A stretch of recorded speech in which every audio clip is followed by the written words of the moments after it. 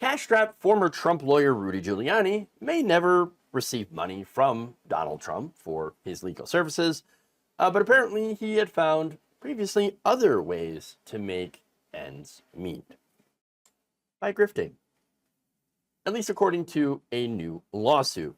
As early as 2019, Giuliani was raising money for an anti-Joe Biden documentary, but instead had pocketed a lot of cash, up to $300,000. So now this lawsuit is has been filed by two California nut farmers. I'm not kidding. Sexual anarchy? No, none of that. These are California fruit and nut farming magnates and brothers named Baldev and Kewell Munger. They were asked by Giuliani to help finance a movie to help ensure that President Donald Trump would be elected to a second term. That's right. Tim Yale, a Republican political operative, introduced them to Rudy Giuliani and a cannabis investor named George Dixon III.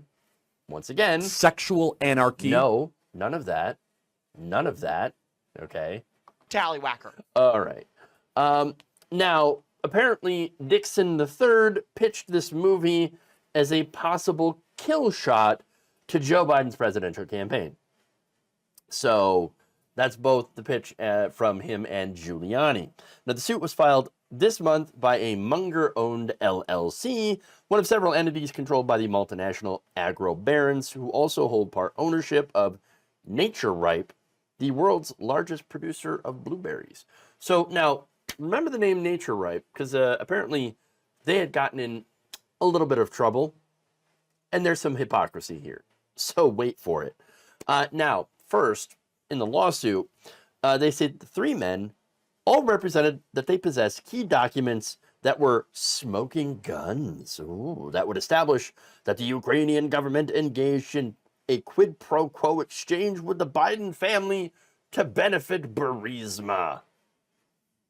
Now, we know, of course, from Devin Archer's testimony that actually what Victor Shokin was doing, the prosecutor that Joe Biden and the Obama administration, tried to get rid of and successfully did get rid of, if he had stayed in place, that would have benefited Burisma. So it's the opposite of what the Republicans have been claiming on this issue, but nonetheless. Now, they also said that they could take the Bidens down, secure Trump's second term, and enrich the Mungers in the process. All of that, wow, for one, sounds too good to be true, and that's because it was. But nonetheless, they were sold. The brothers were sold. In fact, the sales pitch, according to the complaint, said Yale and Dixon represented this documentary movie was going to be bigger and more profitable than Michael Moore's Fahrenheit 9/11. Oh, which earned $200 million at the box office. So they're looking at quite a bit of a payout. It was everything they could ever hope for. The greatest, best movie ever. Trust me, bro. It's going to take down Joe Biden. That's right. It's going to ensure Trump 2020. You know it. You're going to make some money, bro. Trust me. You might even become, at the end of the day, American heroes. Bullshit. Bullshit. Bullshit. That's the bullshit detector, in case you weren't familiar. Well, again, here's the thing. The Mungers, they have a lot of money. They have so much money, and they already give a ton of it to Republicans.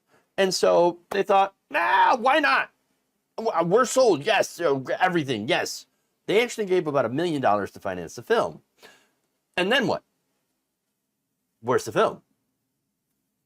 Turns out, never happened. Giuliani, unable to find the smoking gun, decided to focus on Hunter Biden's laptop, leaving, of course, the film to be unmade and the money not returned.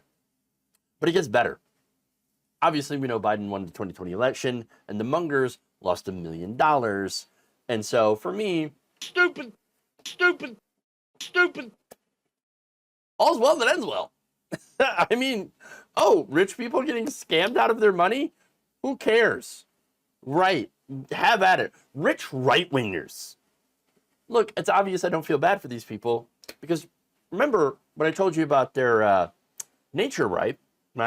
Their blueberry farm. Well, the Mungers apparently got in trouble for mistreating and illegally firing Mexican nationals that they had hired who worked at their blueberry farm in Washington State. They ended up having to pay $3.75 million to settle a lawsuit.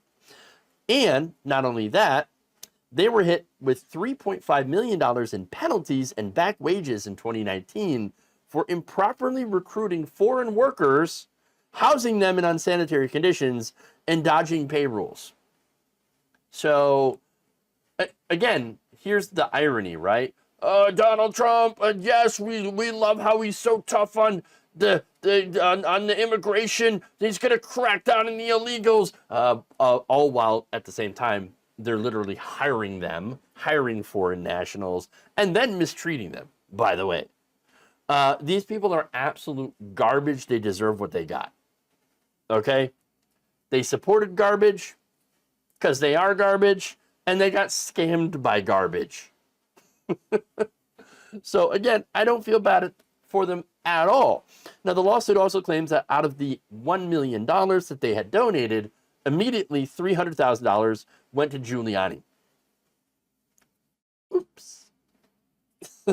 The rest, they claim, was stolen by Dixon and Yale for their own personal use. Again, I have to say, stupid. You idiot. What do you expect?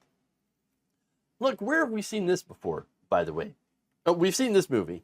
It was the We Build a Wall scam, the election defense scam. I mean, sound familiar? Again and again, these people are robbed by obvious grifters, and yet they never ever seem to realize it. Weird. But it gets funnier because they attempted to put something together.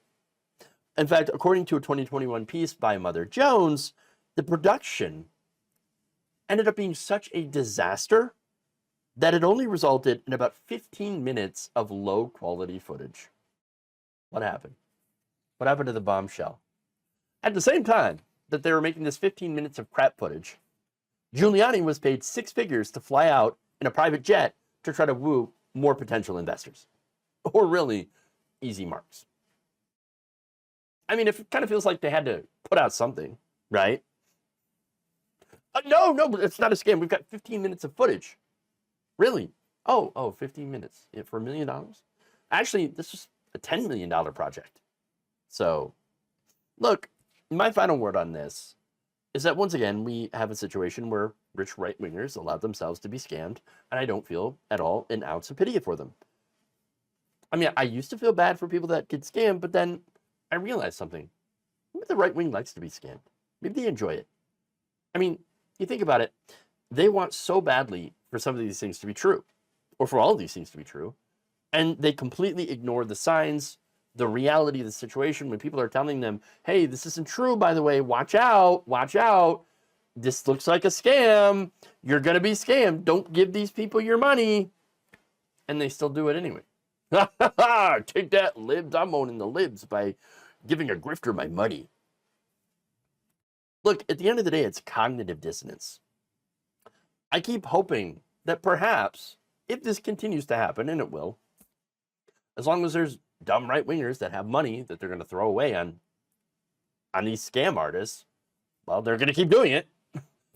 But I keep hoping that someday that they'll learn, but in reality, they won't. The cycle of grift will continue.